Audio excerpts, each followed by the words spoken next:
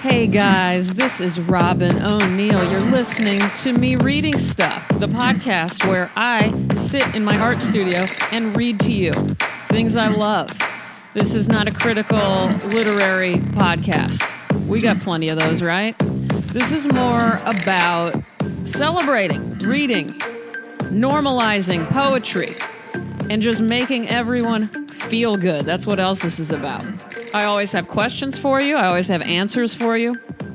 Let's see. How are you doing? Was your mother a gorgeous supermodel? Did your father woo your mother by writing her songs and poetry? Do you love your siblings like they're your best friends? Or no, not really. That can go either way, obviously. Do you hate listen to me? Isn't that like how people hate watch things? I wonder if I have any hate listeners. Do you love me? Do you worry about me? Does your neck smell like a campfire? I hope so. Have you ever been slightly attracted to a Sims character? I have. Deal with it. All right, guys, let's start because I have something I want to read that's a little bit longer than what we're used to me reading on here. I'm kind of torn because I get a lot of different responses, but mainly a lot of people, even you readers out there, tell me that you tune out when I read. And I get it. Like, not everyone wants to listen to other people read. So it's not, right away I'm going to tell you, if you're a newcomer, this podcast, this isn't for everyone. And especially this one in particular. Why? Because I am reading something that's going to take pretty much the entire 10 minutes. And what I'll be reading, though, is remarkable, and you're going to love it. It's Mark Strand, who I've said is my favorite poet. This is a short story collection, and it just came out at the end of last year from Echo Press. It's called Mark Strand, Mr. and Mrs. Baby and Other Stories. I will put a link in the description of the podcast so you can see more about this book. My friend Erica and I have always had a 2-person book club. We've never let anyone else in. It's just for us. And she, I think, learned about Mark Strand from the podcast, or I think I just kept talking to her about him. And so she got this book and showed it to me, and I was like, oh God, I got it, and I never read it. So now we're doing this book club, and we agreed this is our favorite so far. And it is, I can't wait to read it to you. This is called The President's Resignation.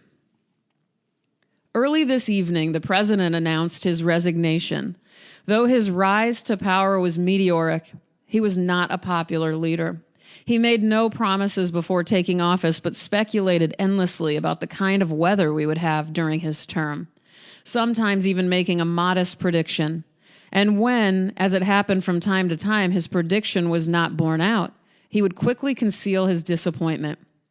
His critics accused him of spending too much energy on such exercises and were especially severe about his wasting public funds on a national museum of weather, in whose rooms one could experience the climate of any day, anywhere in the history of man.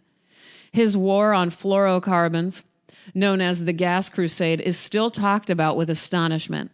Among those attending the president's farewell address were the first minister of potential clearness and husband, the warden of inner and outer darkness and husband, the deputy chief of lesser degrees and wife, the first examiner of ambiguous customs and 2 secretaries, the chief of transcendent decorum and friend, the assistant magistrate of exemplary conditions and 2 friends, the undersecretary for devices appropriate to conditions unspecific and mother, the Lord Chancellor of abnormal silences and father, the deputy examiner of fallibility and remorse and daughters, the chief poet laureate and keeper of glosses for unwritten texts and follower.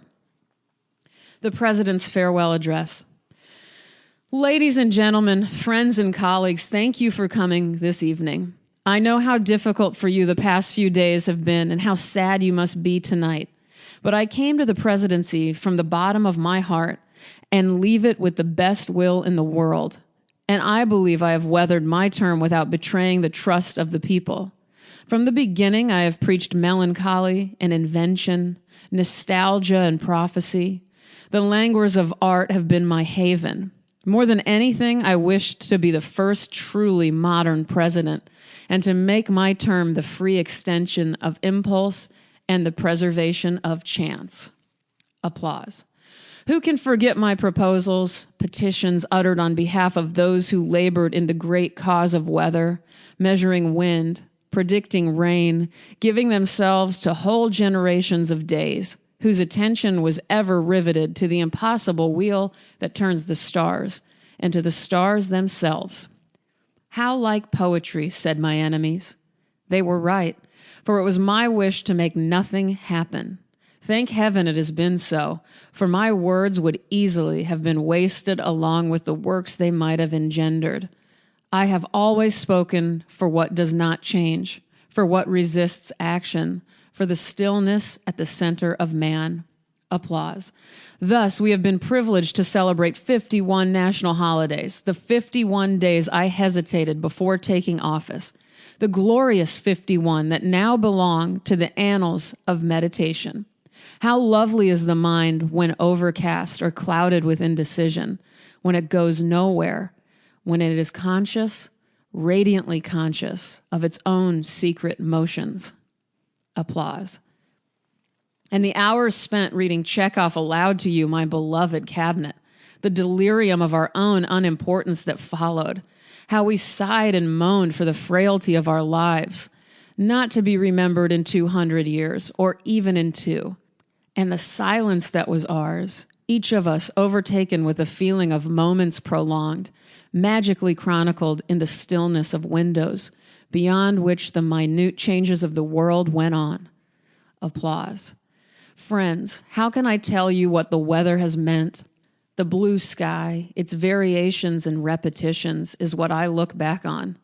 The blues of my first day in office, the blues of my 5th day, the porcelain blues, the monotonous blues, the stately blues, the ideal blues and the slightly less than ideal blues, the yellow blues on certain winter days, always the great cupola of light, a vague yet luminous crown, spread with tireless regularity, turning the prose of my life into exultation and desire.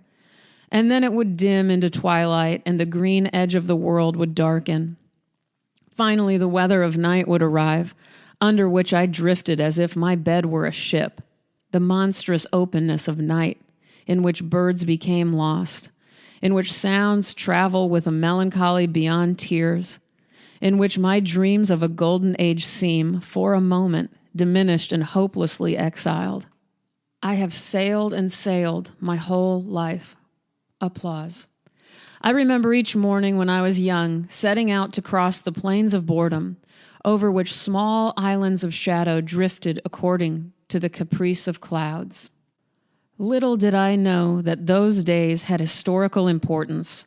Airy monuments, blurred remembrances were being built, suggested, removed almost in the inslant of their occurrence. Each morning, crossing those plains, armed only with desire for sympathy and adulation, I was even then forming the role I would play as president.